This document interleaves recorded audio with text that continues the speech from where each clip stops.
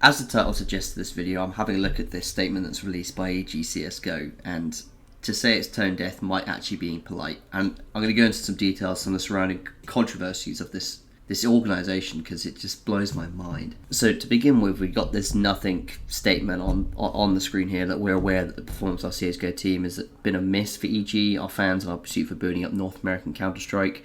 Oh, yes, of course.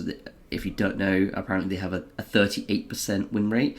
We'll have a look at some of those names and some of the teams they've beaten as well, because they're shitters.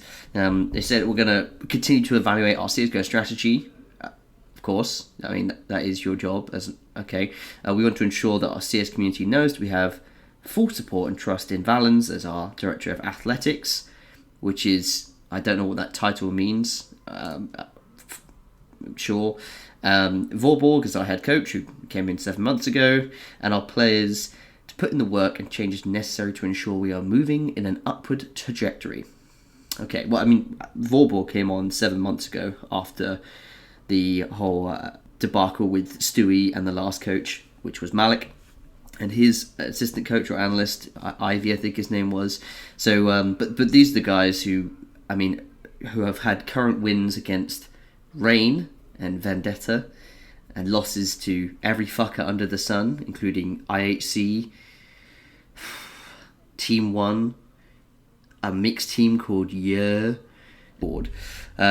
order to assure the continued growth of our players, we have been evaluating areas of improvement from the last few weeks. So only the last few weeks have stood out as areas that need improvement, it seems. So the EPL finishing 29th to 32nd, for instance, and failing to clarify for the major. Even though there was worrying signs before, this has just been the culmination of those errors.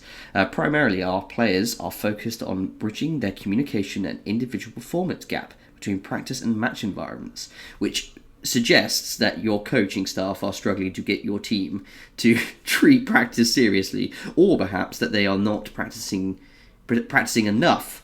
Because it goes on to say, more repetitions will be key to help address this, and we'll be participating in more tournaments throughout the year to make up for our missed time at the RMR and the Paris Major. So more opportunities to lose to shit teams is effectively what they're saying.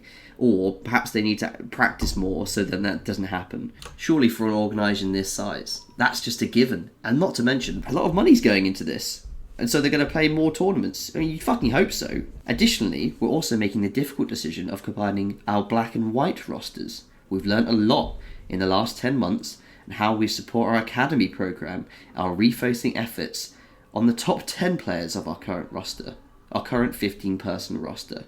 Following the change, EG will still be the only North American CSGO organisation to be fielding both a main and academy roster. I mean, what a fucking joke of a statement. So, to make up for the fact that your primary team has failed the RMR and won't be at the major, you're going to make them practice more, and you're going to cut players from your academy squads to improve the overall performance of all the rosters. Our commitment to investing in and developing a pipeline of North American talent has not changed since the start. What the fuck does that even mean? What does this even mean? You've just completely contradicted yourself by cutting players from your other rosters, your academy rosters, because the main team's been shitting the bed. If you haven't heard, the EG Evil Geniuses has been surrounded in controversy across every division effectively, the top 3 divisions specifically. Their League of Legends team has had a terrible situation with one of their young players, which has been fantastically covered by the likes of Richard Lewis and Thorin. Up in the card and down in the description you'll see the stories that have been written, videos as well. They've covered that to the nth degree, but they've effectively really, really fucked up a situation with a young, vulnerable person within their workplace and cut his career short by many a year, so then they could not only continue to progress as a squad in the League of Legends tournaments, but also then flip this guy for money, for profit in the summer after effectively damaging his mental and even physical health. The situation is actually disgusting. They dropped the Dota 2 team Okay, one of the most legendary parts of their organisation and the team had been there, players have been there for absolutely years. They dropped the Dota 2 team to save money by picking up a South American roster, presumably, and it actually was suggested by one of the players that was dropped from the original lineup who'd been there for 6 years, playing in Crit, to pay lower wages. And also, if you know anything about the South American region, then it's also to benefit potentially from a more active and profitable region. But they decided just not to re-up their squad effectively. So in Call of Duty, in Counter-Strike, they're committed for a North American pipeline, but I guess actually the North American route isn't all that important if you could just make money elsewhere. Not only that, I mean, if you look at actually how EG has conducted itself, there's been terrible form, questionable signings for this main team. Like I said, they've got this Wiz guy who's North American, sure, they've got Hext who's come in, Neelan, he's not a North American, is the IGL of the squad apparently. I don't know, I mean, you're not getting the wins you need. Someone has to take the fall for that. It can't be just that your players haven't got enough firepower. Like I don't. When I watch the EG games, I have no confidence in them. Any number of advantage they're in, I feel like how they're going to fuck this up. Some of that has to be down to the IGLing, and what a foreign IGL is as well. So your North America pipeline is headed up by not even foreign top tier talent. In the IGL, one of the most important slots. Okay, what else has happened in EG recently? Well, they had a caustic relationship between the players and the coaching staff, which I've covered on this channel as well. That manner hasn't resolved in a manner desirable for any party involved.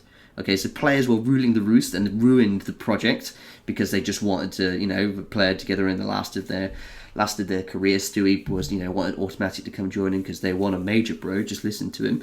Coaching staff were hung out to dry and given empty promises. Malik came in to effectively rule the roost. Was told he would have the keys to the car and he'd be able to do what he wants. So, one mishap with the main star player and no one was there to back him up. Where was the fucking backup? Executives have been buying loads of teams, by the way, to increase their profile for that North American pipeline, which, by the way, those teams can't compete at the same events of the main squad because of a conflict of interest, because they're directly paid by the same person. How's the fucking pipeline working? It doesn't make any sense. They can't play the major either, so EG go and fail the fucking major, and the academy squads who would have played in the RMR and would have been in the same stage, presumably, because they have enough talent, and were one of these squads, party astronauts, were beating EG before they were bought by evil geniuses, weren't allowed to play the major, and then the main squad go to the major qualifiers and fail it. How is that a fucking pipeline? And then players in these teams have been fired because of poor performance. I mean, it sucks. And then you've got all the fans of the fucking evil genius brand that's been around for years, and they haven't had a team worthy of praise. How can you fucking back this squad? Overall, the situation is truly just shitty, and it shows no signs of solving itself either. This looks like a careening car that's just going to crash and burn. And this statement, as I said, is so fucking tone deaf. It shows really they haven't learned anything. All they've said is, we're going to make our team practice more and communicate more as if it is a real environment. What the fuck are you doing in practice if you're not practicing for the fucking real environment? I mean, it makes sense why you're failing now. What are you practicing for? Fucking Fragadelphia again? Overall, it's a real shit situation. I don't understand what the fuck is going on. And it really is, it must be a right kick in the teeth. If you're an Evil Genius fan still to this day, you've bought merch from this fucking org. If you wear an Evil Genius t-shirt and you root for them, like, this is a kick in the teeth. I couldn't see how you could take this any other way.